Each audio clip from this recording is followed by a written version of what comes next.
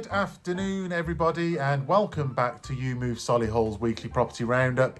You have just the pleasure of me, unfortunately, this week, as Gail is inundated with our lettings business, which is great news, and therefore, unfortunately, couldn't make it to the desk, but she should be back next week, hopefully. And what have we got this week? Well, nationally, the rent has been increasing now for some time, month on month, and to give you an indication of the sort of increases we've been seeing, well, August, I think there was around a 4.5% increase, and then September around 11.7%, and this has just been month on month to different degrees and different amounts of increased rent across the country depending on which region you're looking at. But nevertheless, overall, we are looking at a UK average of £1,384 per calendar month, which you're expected to pay if you want to rent a property.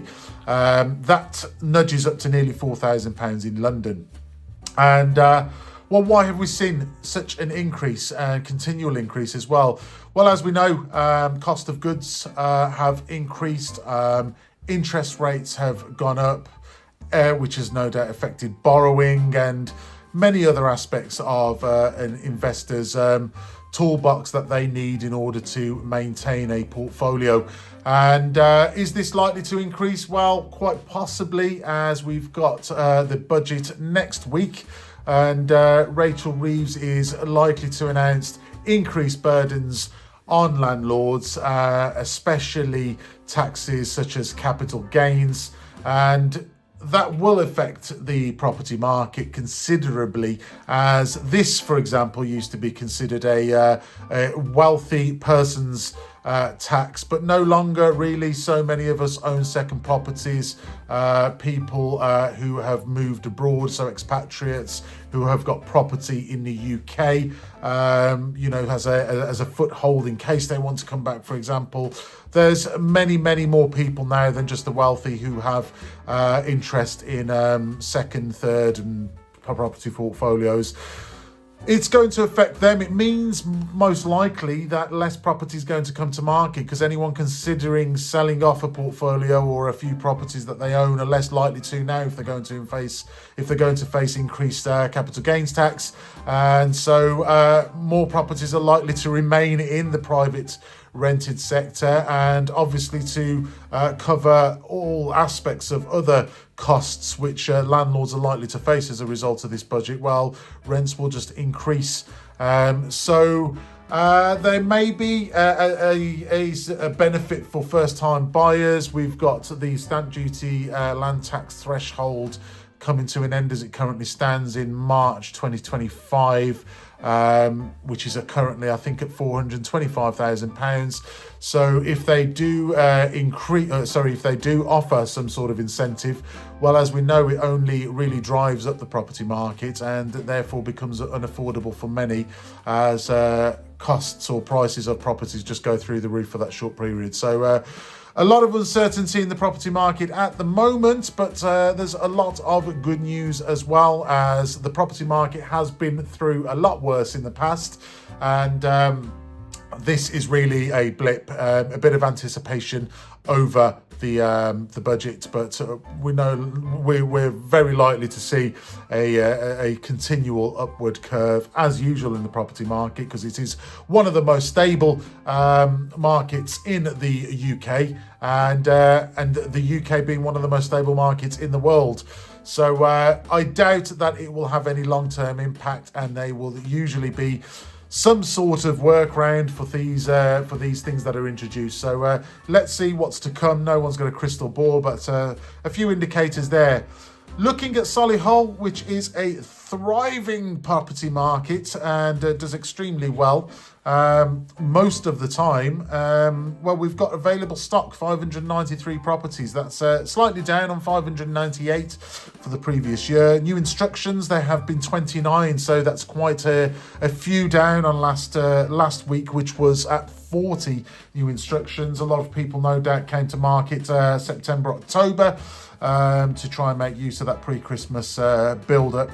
Sales agreed, we're up 27 versus 19 on the previous week, so that's another good indicator. And let's have a look at price reductions, because that may be linked. So we've got 11 price reductions versus 20. So we're down on price reductions, up on sales agreed. That could be because, yes, those price reductions have been introduced after maybe a hangover from the summer, and people have managed to get those properties agreed and off the market, which is brilliant news for anyone who has been on the market for a little while, which leads on to the average time for a property on the market. Sorry, the amount of properties on the market for 12 weeks or more, I do apologise, are 627, slightly down from 632. That does include commercial as well, and their average time on the market for property at the moment is 193 days, slightly up on 190.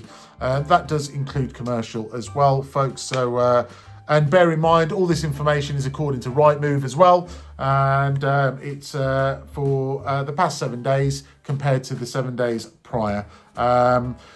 That time of the week where we go to the most expensive streets. Now, I have looked at the last time we reviewed B91, which is our postcode for this week, and there were two properties which are still the most expensive streets. I think we've got Deer Parkway and the Warwick Road. We covered those two. So what I'm going to do is I'm going to give you the two most expensive properties which are currently being advertised.